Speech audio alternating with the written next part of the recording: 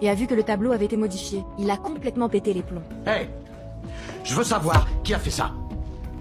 Daphné, regarde les vidéos de surveillance. Dis-moi qui a fait ça.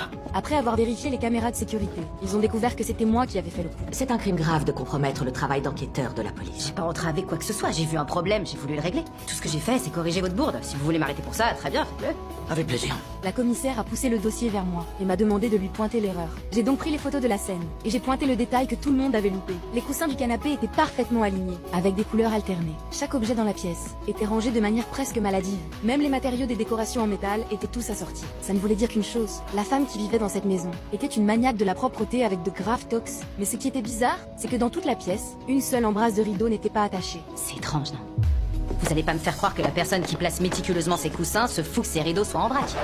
Donc, la tâche a dû être utilisée pour autre chose.